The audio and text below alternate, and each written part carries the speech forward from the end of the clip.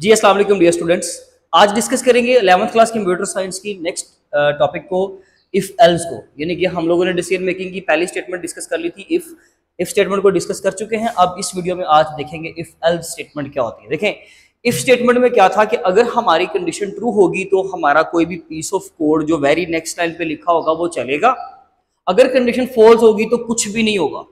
लेकिन ये उसकी थोड़ी अपडेटेड फॉर्म है कि अगर हम लोगों ने स्टार्ट किया अपना प्रोग्राम, हमने कंडीशन लगाई यानी कि डिसीजन मेकिंग सिंबल लगाया, अगर तो कंडीशन ट्रू है तो ठीक है जी, ये हमारी स्टेटमेंट है, सपोज करने स्टेटमेंट नंबर 1 ये चल जाएगी। ठीक है, ये कोई भी एक हमारा प्रोसेस है तो मैंने उसके लिए रेक्टेंगल सिंबल यूज किया हुआ है। ठीक है, उसके लिए हम रेक्टेंगल सिंबल यूज करते हैं, दरमियान में एरो लगा दिया और ये स्टेटमेंट चलाने के बाद हमारा प्रोग्राम एंड हो गया। अगर इसके दरमियान में इसके अलावा कुछ स्टेटमेंट्स हैं, ठीक है जी, वो यहाँ पे चल जाएंगी बस।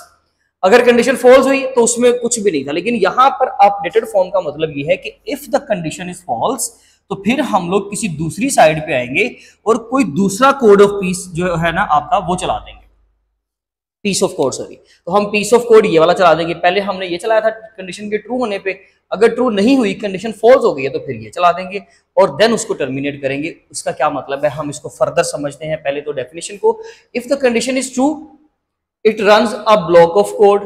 If condition is false, it runs an other code. तो फिर ये कोई दूसरा ब्लॉक ऑफ कोड जो है उसको चला देगा।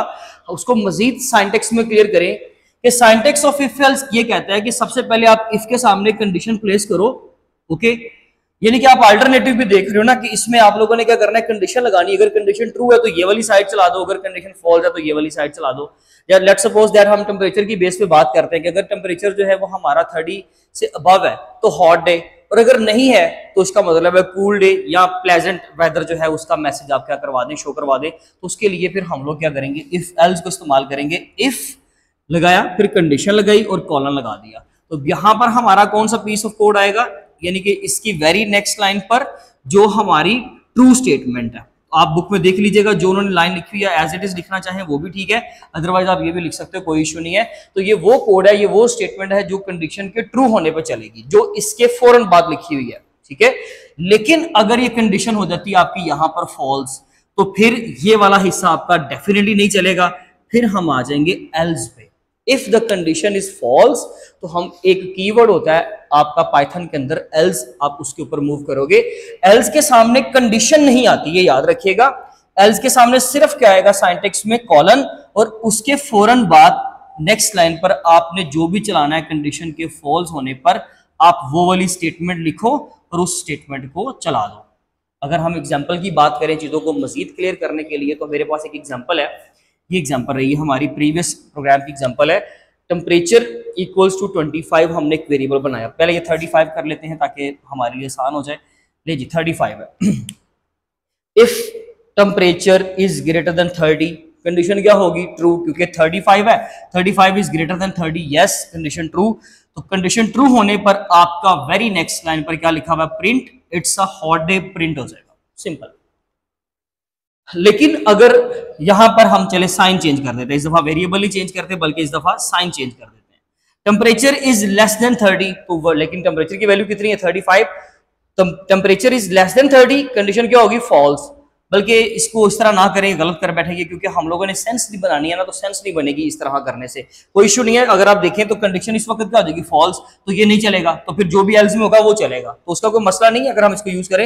लेकिन हम लोगों ने एक्चुअली यहाँ पे सेंस बनानी है उस चीज की, मैसेज की भी, तो यहाँ पे हम इसको 25 कर लेते हैं। दोबारा 25 कर लें। 25 इज ग्रेटर देन 30, कंडीशन क्या होगी फिर से, फॉल्स। तो फिर ये वाला कोड हमारा नहीं चलेगा। तो फिर कौन सा चलेगा, हमने जो एल्स के कीवर्ड के बाद यहां लिखा होगा, सपोज करें मैंने यहां लिखा प्रिंट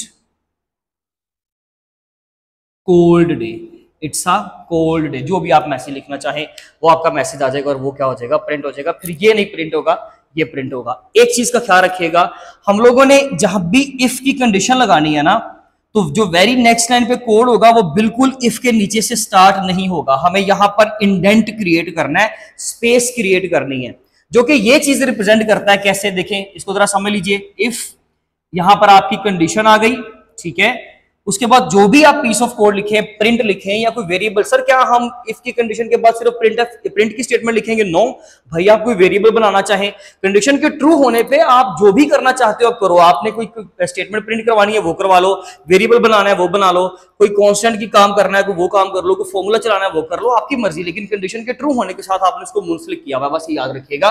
वो जो भी पीस ऑफ कोड होगा वो इसके फौरन नीचे यहां से स्टार्ट नहीं होगा, बल्कि दरमियान में कुछ ब्लैंक स्पेसेस होंगी एंड देन वो होगा। एक स्पेस तो कम से कम है, मिनिमम डाल ही डालनी है, लेकिन अगर आप ज्यादा स्पेसेस एंटर कर दें तब भी इश्यू नहीं है। उसके बाद जब हम एल्स लिखते हैं, लेट्स सपोज आप इफ एल्स पे काम कर रहे हो, तो भाई एल्स के बाद भी फौरन यहां पर आप पीस ऑफ कोड नहीं लिख सकते, लिखोगे तो एरर आ जाएगा। वो खुद बोलेगा कि इंडेंटेशन का एरर है, यानी कि इंडेंट क्रिएट नहीं किया, यानी कि ब्लैंक स्पेस क्रिएट नहीं की, आपको इंडेंट क्रिएट करके देन उसका सामने लिखना है।